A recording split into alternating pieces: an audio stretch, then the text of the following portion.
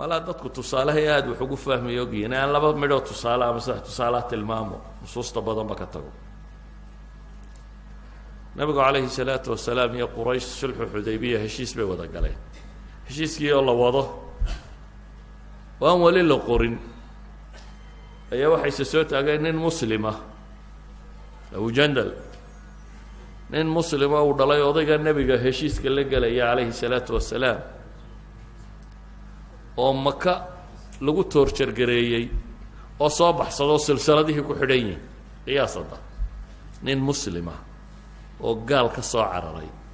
oo silsiladaysanoo silsiladihii wata oo toorjarkii ka muuqdo ayaa isa soo taagay ninkii gaalka ahaa wuxuu yidhi waxaan heshiiska ugula galo kambaa ugu horreeya heshiiska waxaa ka mid ahaa qodobadiisa wixii muslime soo baxsada ee quraysh ka tagay muslimiinta u tagaa in loo celiyo wixii muslim ka soo ridoobay xagga usoo cararana inaan la soo celin wuxuu yidhi heshiiska ah wixii ugu horreeyaan kugula galaa waa kan waar weli lama qorin may heshiisba geli maayo haddaan kaa la celinin waa inankiisii karina nebigu ilaa xad u gaadhsiiyey kan iga qalleeh ii dhaaf waa diiday nebigu calayhi salaatu wasalaam saxaabigii wuxuu ku yidhi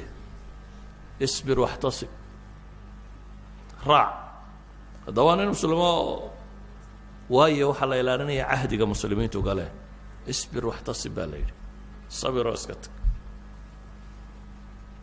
waa masalada axaadiidka dheer uu ku soo arooray bukhaari ku yaala cumar iyo abubakar iyo hadalladii saxaabada ka soo baxsaday isla qisadan wax ku saabsan oo labaad aan tilmaamo wakhtigaa koobane abujandal saxaabigii la odhan jiray haddaynu sheegnay saxaabi kala soo baxsaday oo abubasiir la yidhaahdo wuxuu ka yimi gaaladii dabeetana madiinuu yimi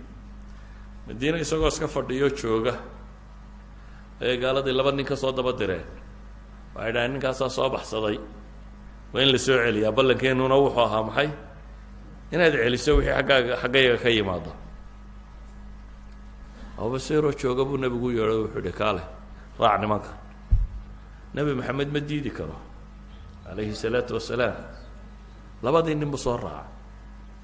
gaaladii baa lagu celinaya waayo heshiiskaasaa dhigayay wuu yimi dhexda markuu marayo isaga nebiga ka yimi calayhi salaatu wasalaam nimankiina u dhiib dhexda markuu marayaa nimankii la iska sheekaystay oo dabeetana seeftaadu qurux badanayo waxbuu yidho bal itus oo mid buu seefti ka qaado mid buu madaxa ka gooyey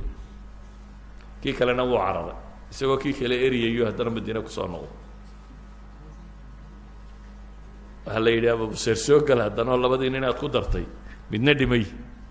midna wuu eryayaayo waa kan wuxuu yidhi ilaahay rasuulkiisiiyo adigu ballankii fulisay ilaadu caadigaagu waxaa inaad celiso oo i celisay nimankan dee anaa iska soo farsameeyo ka imi nabigu calayhi salaatu wasalaam wuxuu yihi kani waa dagaal ooge alla yaa wax u gargaara siiya yani weedh eg mascaru xarb waa dagaal ooga buu nebigu yidhi wuxuu gartay haddii haddana lasoo noqdo inuu nebigu celin doono